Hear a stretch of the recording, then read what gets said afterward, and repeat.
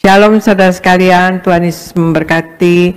Saya percaya kita pagi hari ini berada di dalam lindungan Tuhan Yesus Kristus. Amin saudara sekalian. Ya, pagi hari ini saya membawakan firman Tuhan dengan bertemakan sikap yang harus dimiliki oleh kita orang Kristen ya, otomatis ya. Sikap yang harus dimiliki oleh kita orang-orang percaya atau orang Kristen di zaman-zaman sekarang ini. Ya, saudara kelihatan rasakan kan zaman sekarang ini ya memang semakin maju teknologi, tetapi ayat firman Tuhan katakan ya seperti kita lihat keadaan ekonomi ya memang ya serba semuanya naik ya saudara sekalian, harga-harga ya memang itu sudah dibuatkan di Alkitab ya, semakin hari semakin sukar. Juga nanti ada ayat yang akan saya bacakan bahwa di zaman akhir ini akan terjadi masa yang sukar saudara sekalian. Tetapi ya kita katakan ini bukan zaman akhir, tetapi belum zaman akhir, tetapi ini sudah menjelang ya. Artinya kita harus berjaga-jaga saudara sekalian. Jadi sikap yang harus dimiliki oleh kita anak-anak Tuhan ya, anak orang Kristen di zaman-zaman sekarang ini saudara sekalian ya. Ya, coba Argo bacakan Amsal 18 ayat 14 Argo. Amsal 18 ayat 14. Orang yang bersemangat dapat menanggung penderitaannya, tetapi siapa akan memulihkan semangat yang patah? Demikian firman Tuhan. Amsal 18 ayat 14 katakan, orang yang bersemangat dapat menanggung penderitaannya, tetapi siapa akan memulihkan semangat yang patah? Tetapi siapa yang akan memulihkan semangat yang patah? Artinya, saudara sekalian, sikap yang harus dimiliki di zaman-zaman sekarang ini adalah memiliki semangat yang prima, saudara. Orang yang bersemangat adalah orang yang hati dan pikirannya dipenuhi firman Tuhan.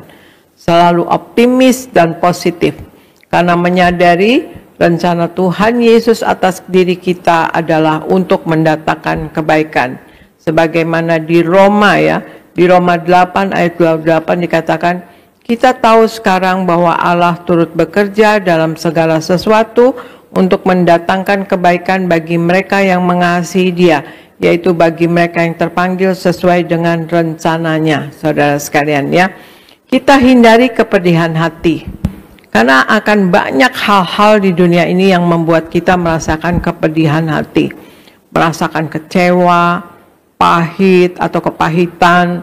Tapi jika kita mengenal akan kasih Tuhan Yesus yang besar kepada kita, maka hati kita akan menjadi gembira dan membangkitkan semangat yang baru, saudara sekalian ya. Sebagaimana di Amsal 15 ayat 13 katakan, hati yang gembira membuat muka berseri-seri, tetapi kepedihan hati mematahkan semangat. Saat kita memahami akan kasih Yesus Kristus yang begitu lebarnya, begitu panjangnya, begitu tingginya, begitu dalamnya kasih Tuhan Yesus kepada kita, maka kita akan dipenuhi dengan semangat yang berkobar-kobar, saudara.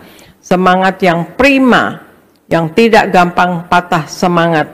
Sebagaimana di Amsal 17 ayat 32 dikatakan, Amsal 17 ayat 22 katakan, hati yang gembira adalah obat yang manjur, tetapi semangat yang patah mengeringkan tulang, saudara. Pandanglah kasih Tuhan Yesus yang besar. Kita pandang kebaikan Tuhan Yesus yang besar. Maka hati kita akan gembira, saudara sekalian. Dan ini adalah obat yang manjur untuk memberikan kepada kita kesehatan, kebahagiaan, sukacita, dan semangat yang baru. Jadi hal yang pertama, sikap yang harus kita miliki di zaman-zaman sekarang ini adalah satu, memiliki semangat yang prima, saudara sekalian ya. Kemudian Argo bacakan Kolose 3 ayat 22 sampai 25 Argo. Kolose 3 ayat 22 sampai 25. Hai hamba-hamba, taatilah Tuanmu yang di dunia ini dalam segala hal. Jangan hanya di hadapan mereka saja untuk menyenangkan mereka, melainkan dengan tulus hati karena takut akan Tuhan. Apapun juga yang kamu perbuat, perbuatlah dengan segenap hatimu seperti untuk Tuhan dan bukan untuk manusia. Kamu tahu bahwa dari Tuhanlah kamu akan menerima bagian yang ditentukan bagimu sebagai upah. Kristus adalah Tuhan dan kamu hamba-Nya. Barang siapa berbuat kesalahan, ia akan menanggung kesalahannya itu, karena Tuhan tidak memandang orang. Demikian firman Tuhan. Ya, terima kasih Argo. Kolose 3 ayat 22 sampai 25 katakan, "Hai hamba-hamba, taatilah Tuhanmu yang di dunia ini dalam segala hal. Jangan hanya di hadapan mereka saja untuk menyenangkan mereka, melainkan dengan tulus hati karena takut akan Tuhan," saudara. Ya, apapun juga yang kamu perbuat, perbuatlah dengan segenap hatimu seperti untuk Tuhan dan bukan untuk manusia. Kamu tahu bahwa dari Tuhanlah kamu akan menerima bagian yang ditentukan bagimu sebagai upah. Kristus adalah Tuhan dan kamu hamba-Nya. Barang siapa berbuat kesalahan, ia akan menanggung kesalahannya itu karena Tuhan tidak memandang orang. Jadi hal yang kedua, sikap yang harus kita miliki di zaman-zaman sekarang ini adalah melakukan pekerjaan kita dengan gembira, saudara. Melakukan pekerjaan kita dengan gembira. Hendaklah kita menikmati pekerjaan dengan penuh rasa syukur, jangan terus-menerus kurang bersyukur, ya saudara, dan itu tergantung pada kita. Tinggi rendahnya pendapatan bukanlah alasan untuk bergembira atau tidak, karena Tuhan sanggup membuat pekerjaan sekecil apapun, saudara, menjadi sumber berkat bagi kita. Jika saat ini misalnya kita merasa jenuh dengan pekerjaan kita, merasa bahwa pekerjaan kita saat ini tidak cukup untuk penuhi kebutuhan hidup, kita ingat bahwa Tuhan Yesus tidak pernah kekurangan cara untuk memberkati kita. Sejauh pekerjaan yang kita lakukan itu adalah halal dan pekerjaan baik, ya saudara. Yang dituntut dari kita adalah bekerja sungguh-sungguh dengan segenap hati seperti untuk Tuhan dan bukan untuk manusia. Yang tadi di Kolose 3 ayat 23 dikatakan, apapun juga yang kamu perbuat, perbuatlah dengan segenap hatimu seperti untuk Tuhan dan bukan untuk manusia, saudara. Salah satu kunci untuk kita melakukan pekerjaan yang kita tekuni sekarang ini adalah mensyukuri pekerjaan tersebut, ya, mensyukuri pekerjaan kita ini sekarang, ya. Jadi hal yang kedua, sikap yang harus kita miliki di zaman-zaman sekarang ini adalah melakukan pekerjaan kita dengan gembira, ya saudara. Memang gak gampang tapi harus gembira, ya. Gembira itu jadi kita mensyukuri, kita enak kerjanya, saudara sekalian, ya. Kita bisa tulus hati, kita bisa legowo, ya saudara sekalian, ya. Apapun pekerjaan kita nggak pikirkan penghasilannya, tetapi tadi saya katakan penghasilan sekecil apapun itu dapat menjadi berkat buat kita, saudara sekalian, ya. Kemudian hal yang ketiga, Argo bacakan 1 Korintus 15 ayat 10, Argo. 1 Korintus 15 ayat 10. Tetapi karena kasih karunia Allah, aku adalah sebagaimana aku ada sekarang, dan kasih karunia yang dianugerahkannya kepadaku tidak sia-sia. Sebaliknya, aku telah bekerja lebih keras daripada mereka semua, tetapi bukannya aku, melainkan kasih karunia Allah yang menyertai aku. Demikian firman Tuhan. Ya, terima kasih Argo. 1 Korintus 15 ayat 10 katakan, tetapi karena kasih karunia Allah, aku adalah sebagaimana aku ada sekarang, dan kasih karunia yang dianugerahkannya kepadaku tidak sia-sia. Sebaliknya, aku telah bekerja lebih keras daripada mereka semua. Tetapi bukannya aku, melainkan kasih karunia Allah yang menyertai aku. Nah, hal ketiga, sikap kita anak Tuhan yang harus kita punyai di zaman-zaman sekarang ini, kita bekerja dengan kasih, saudara sekalian. Apapun profesi kita, apapun profesi Anda, baik sebagai suami, sebagai ibu rumah tangga, sebagai pemimpin di kantor, sebagai karyawan di tempat kita kerja, sebagai pelajar, sebagai pelayan di gereja, sebagai pelayan Tuhan ya di gereja, mari kita miliki semangat bekerja bagi Tuhan. Bekerja lebih giat dengan segenap hati untuk Tuhan, saudara. Sesuai dengan karunia, ya, karunia atau profesi yang Allah percayakan kepada kita, baik dalam pekerjaan sehari-hari maupun dalam pelayanan kita, saudara. Sehingga rencana keselamatan Allah bagi mereka yang belum percaya dapat digenapi melalui kita. Dengan kata lain, kita dapat menjadi Injil yang terbuka ya saudara sekalian bagi orang-orang di sekeliling kita, saudara sekalian. Ada kalanya kita diabaikan, diremehkan, atau tidak dihargai oleh orang-orang sekitar kita. Namun firman Tuhan katakan atau ingatkan kita bahwa ketika Allah memanggil kita untuk melakukan sebuah tugas, kita tidak perlu memikirkan bagaimana kita akan diterima atau diakui dunia, saudara. Melainkan kita patut bekerja dengan segenap hati kita seperti untuk Tuhan. Ketika fokus kita adalah untuk melayani Tuhan, kita dapat menyelesaikan tugas yang paling sulit sekalipun dengan semangat dan sukacita, dengan dalam kuasa dan pimpinan daripada Tuhan Yesus Kristus. Dengan demikian, saudara, kita tidak lagi terlalu memikirkan apakah kita menerima pengakuan dunia atau ya sebaliknya ya diterima atau enggak sama dunia kita, penghargaan orang atau pergangan dunia kita enggak pikirkan, saudara sekalian. Tapi kita menjadi semakin rindu untuk menerima upah yang semata-mata dari Tuhan Yesus, saudara sekalian ya. Kita tidak perlu dipuji oleh manusia ya, dengan kata lain seperti itu. Tapi kita yang perlu adalah kita rindu untuk menerima upah yang dari Tuhan Yesus ya, sebagaimana di Kolose 3 ayat 24 dikatakan, kamu tahu bahwa dari Tuhanlah kamu akan menerima bagian yang ditentukan bagimu sebagai upah.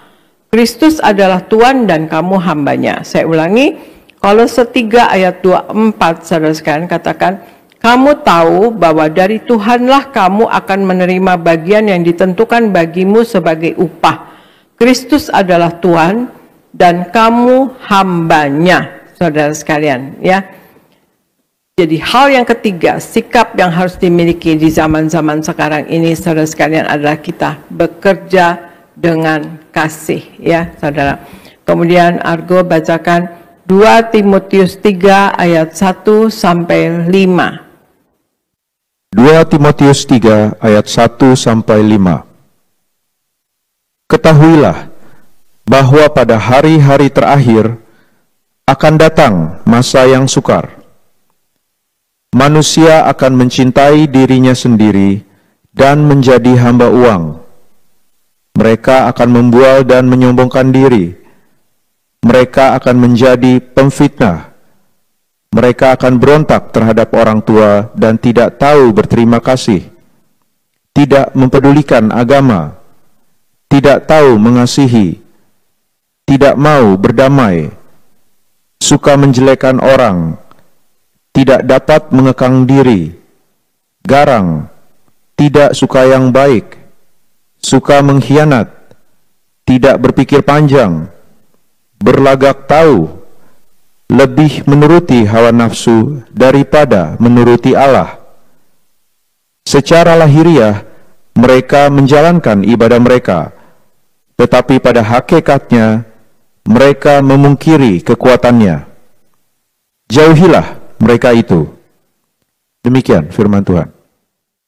Ya, terima kasih Argo. 2 Timotius 3 ayat 1 sampai 5.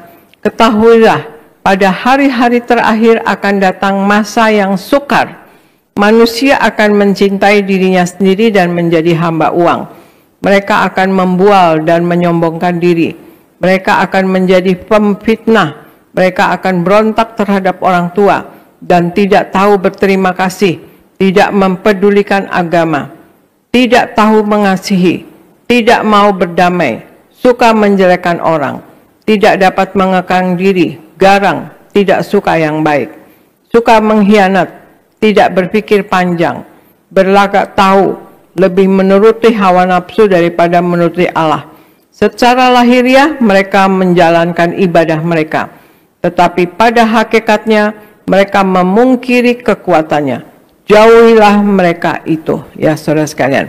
Nah, apa ini saudara sekalian yang kita harus punya sikap di zaman-zaman sekarang ini, yaitu yang keempat, tidak menjadi hamba uang, saudara. Di sini Rasul Paulus tadi ingatkan akan kondisi manusia di zaman-zaman akhir ini, saudara sekalian, kepada anak rohani yaitu Timotius. Ini kan 2 Timotius 3 ya saudara sekalian, ayat 1 sampai 5. Di sini dikatakan manusia akan mencintai dirinya sendiri dan menjadi hamba uang. Yang artinya adalah mereka tidak mempedulikan hal-hal yang baik, saudara sekalian. Yang dipikirkan uang, bagaimanapun caranya, halal atau tidak, mereka yang penting dapat uang dan jadi tidak mempedulikan hal-hal yang baik, ya. Yang berguna, ya, sebetulnya uang itu kita perlu uang, ya. Ya, tetapi kadang-kadang dipungkiri oleh orang-orang yang memang menjadi hamba uang, yang artinya adalah mereka tidak mempedulikan hal-hal baik yang berguna atau amalan yang seharusnya diperbuat sebagai anak Tuhan, saudara. Sejatinya setiap orang memang pasti membutuhkan uang, saudara. Siapapun butuh uang, tetapi uang bisa menjadi hamba yang baik, tapi bisa juga menjadi tuan yang bengis, ya saudara sekalian. Ya, jadi setiap orang memang membutuhkan uang. Saya ulangi ya, saudara sekalian ya. Siapapun butuh uang.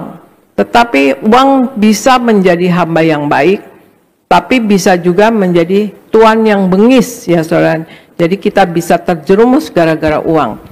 Orang yang tidak waspada terhadap uang akan jadi hamba uang, dan uang akan menjadi penguasanya dia, saudara sekalian ya.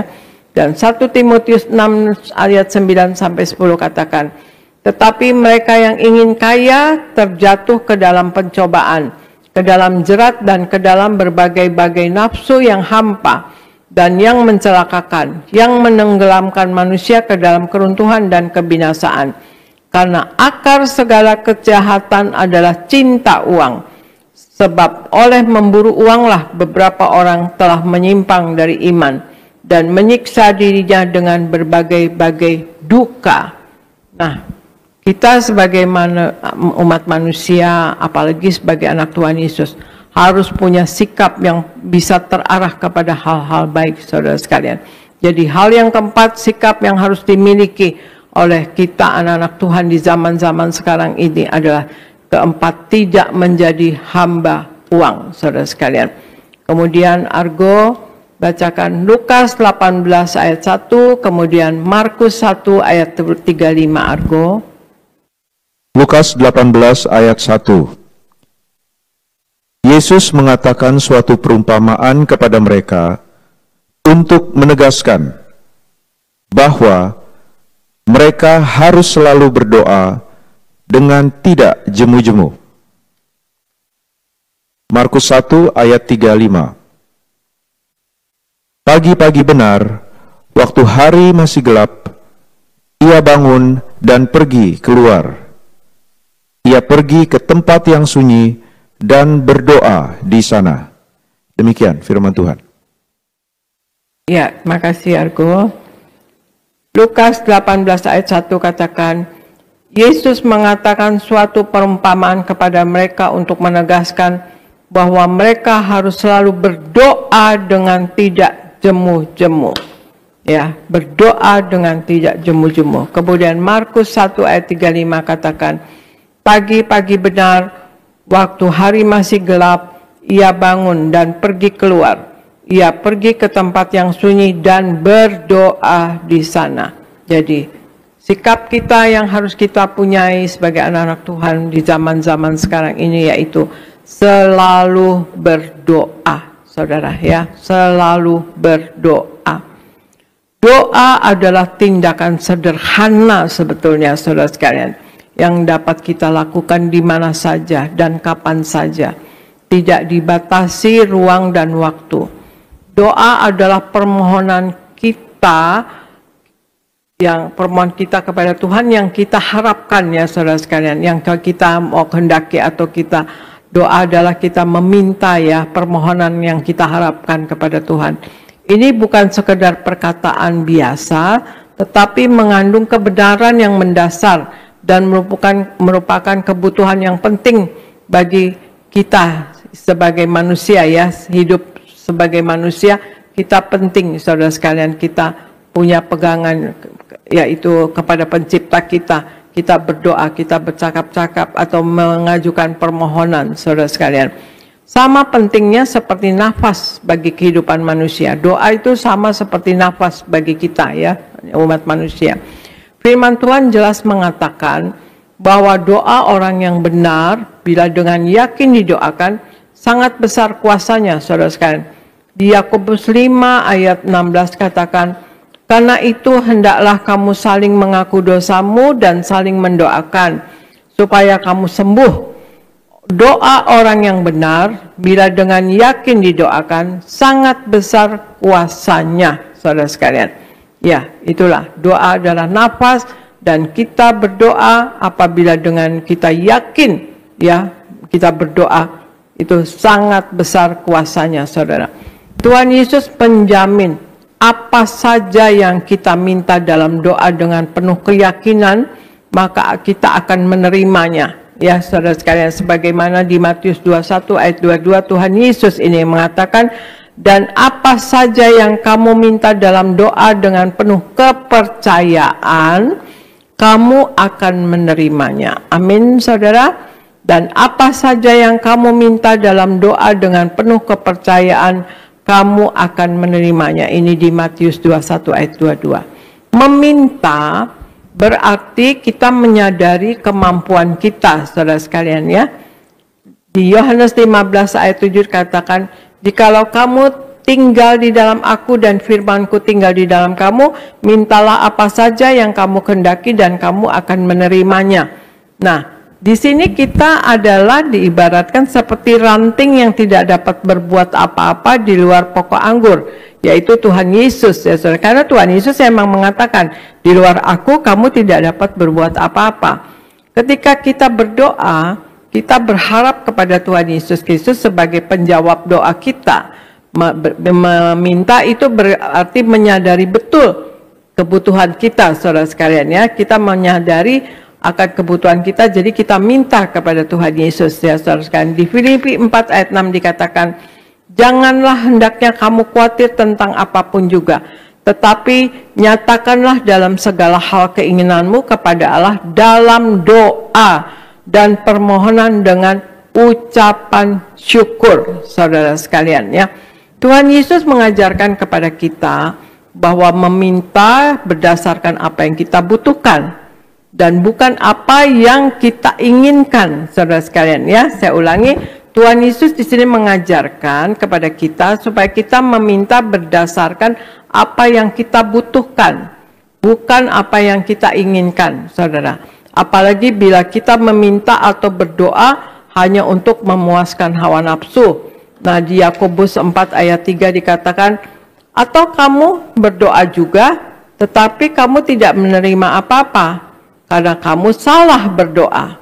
Sebab yang kamu minta itu hendak kamu habiskan untuk memuaskan hawa nafsumu.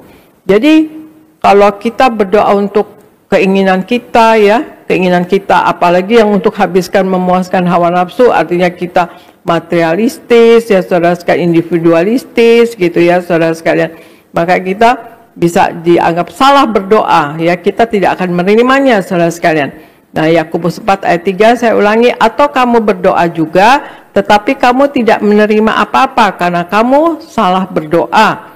Sebab yang kamu minta itu hendak kamu habiskan untuk memuaskan hawa nafsumu. Jadi hal yang kelima, saudara sekalian, sikap yang harus kita miliki di zaman-zaman sekarang ini adalah selalu berdoa.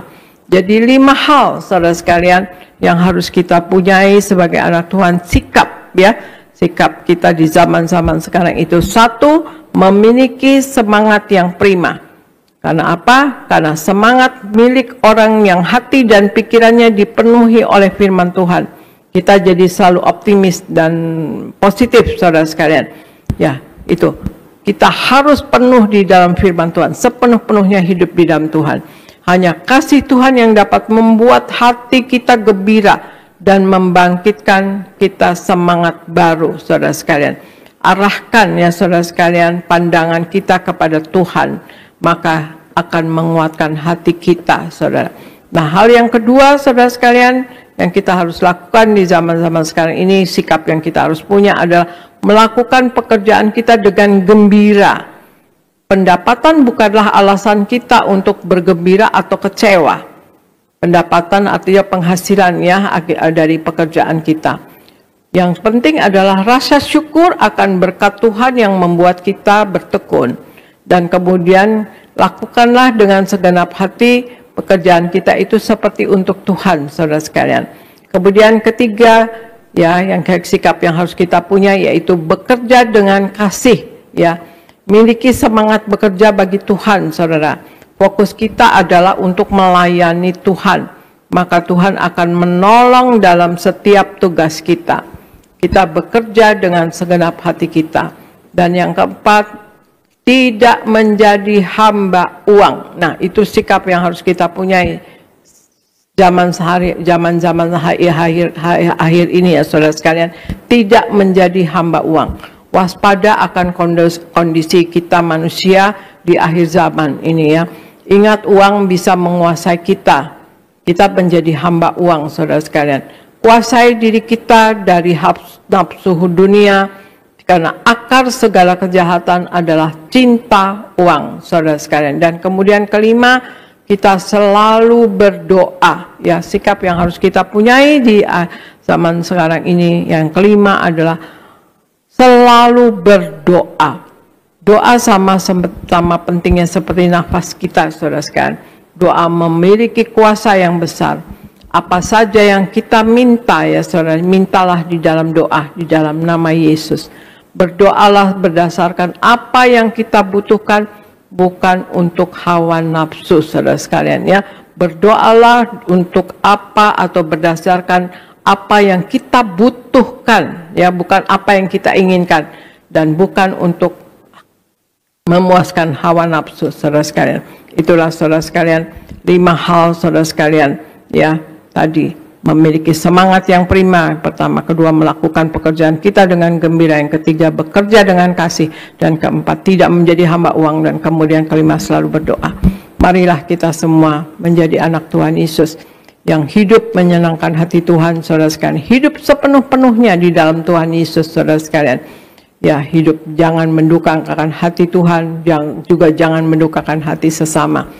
Ya, ingat, akan ada zaman akhir karena Tuhan Yesus katakan, hendaklah kamu selalu siap sedia karena anak manusia akan datang pada waktu yang tidak kamu sangkakan. Kita tidak tahu kapan Tuhan Yesus akan datang, saudara sekalian, yang kedua kali, saudara sekalian ya. Karena Tuhan Yesus yang mengatakannya ini ya. Juga kita tidak tahu kapan kita akan dipanggil pulang oleh Tuhan Yesus. Jadi posisi kita sekarang ini adalah menantikan kedatangan Tuhan Yesus yang kedua kali, saudara sekalian ya. Jadi marilah kita ikuti kata-kata Tuhan Yesus. Tuhan Yesus menghendaki nama kita tercatat dalam buku kitab kehidupan di sorga, saudara sekalian ya. Jangan sampai nama kita tidak tercatat, karena kita akan mengalami kematian yang kedua atau lautan api selama-lamanya, miliaran tahun, saudara sekalian, selama-lamanya lautan api. Nah, hidup di dunia ini adalah tabungan kita, kita berbuat baik, kita hidup sebagai anak Tuhan Yesus yang betul-betul menjadi pelaku daripada firman, yang kita betul-betul menghargai kasih karunia Allah ini, Dan jangan menyalahgunakan kasih karunia Allah ini. Jangan kita jadi orang yang fasik, saudara sekalian. Kita sudah diselamatkan, kita sudah ditebus ya saudara sekalian oleh darah yang mahal. Dan kita menjadi selamat dan diampuni dosanya. Nah, marilah kita hidup sepenuh-penuhnya di dalam Tuhan Yesus, saudara sekalian. Dan juga Tuhan Yesus mengatakan, barang siapa menang, ya, ia akan kududukan bersama-sama dengan aku di atas tahtaku, sebagaimana aku pun telah menang dan duduk bersama dengan Bapa di atas tahtanya, saudara. Tuhan Yesus menghendaki kita berjuang, ya, masuk pintu yang sempit itu, berjuang untuk masuk sorga, saudara sekalian. Dan karena lebarlah pintu menuju kebinasaan, kata Tuhan Yesus, saudara sekalian. Nah itulah, ya, kita dikehendaki supaya kita menang, baik nanti menang masuk sorga seperti tadi ya di Wahyu 3 ayat 20, atau juga waktu hidup di dunia ini kita diminta juga berkemenangan, saudara sekalian. Kita harus berkemenangan atas dosa, menang atas kuasa gelap, menang atas masalah, menang atas sakit penyakit, saudara sekalian. Nah, saudara, marilah dalam hidup ini kita selalu bertobat dan bertobat, setiap hari bertobat, tiada hari tanpa pertobatan, saudara sekalian. Bertobat dan bertobat setiap hari, setiap saat kita bertobat. Kita jadi earling, saudara sekalian. Kita jadi waspada, saudara sekalian, dan berjaga-jaga dan waspada untuk tidak jatuh dalam dosa. Dan kemudian belajar dan belajar dalam kehidupan ini, belajar firman Tuhan, renungkan firman Tuhan, dan lakukan firman Tuhan. Ya saudara, dan kemudian kita menjadi Injil yang terbuka yang dapat dibaca. Kita diminta untuk memenangkan jiwa bagi kerajaan sorga sesuai dengan amanat agung Tuhan Yesus. Tuhan Yesus katakan, pergilah kamu sampai ke ujung bumi. Ya, jadikanlah semua bangsa muridku. Ajarkanlah yang aku ajarkan kepadamu, ajar kepada mereka. Dan baptislah mereka dalam nama Bapa, Putra, dan Roh Kudus. Dan aku menyertai kamu sampai akhir zaman, kata Tuhan Yesus. Marilah kita, saudara sekalian, kita miliki sikap sebagai anak Tuhan di zaman-zaman ini, yaitu memiliki semangat yang prima, yang pertama, ya saudara sekalian. Karena semangat milik orang yang hati dan pikirannya dipenuhi dengan firman Tuhan. Jadi selalu optimis dan positif, saudara sekalian.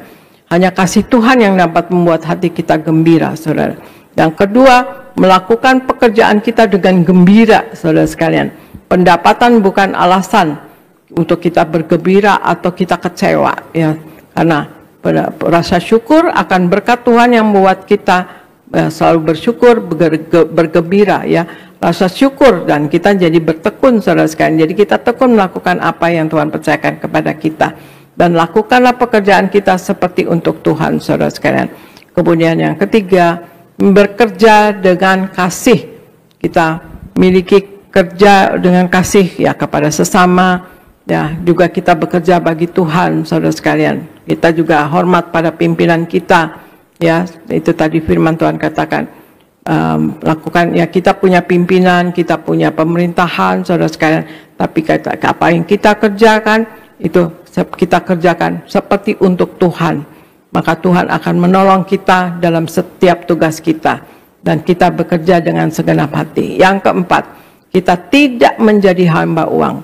Kita harus waspada atas kondisi manusia di akhir zaman, yang mana manusia tidak lagi akan menghargai manusia begitu individualistis, sekalian, ya, begitu mau hanya untuk menyenangkan diri sendiri, ya saudara sekalian, tidak peduli dengan sesama.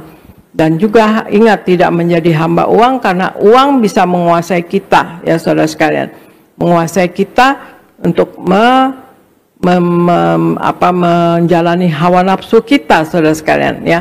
Jadi kita harus kuasai dari berbagai nafsu dunia, karena akar segala kejahatan adalah cinta uang. Dan yang kelima, sikap kita yang harus kita punya di zaman-zaman akhir ini, yaitu selalu berdoa.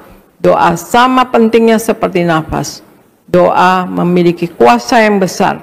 Dan apa saja yang kita mintalah kita di dalam doa dalam nama Tuhan Yesus.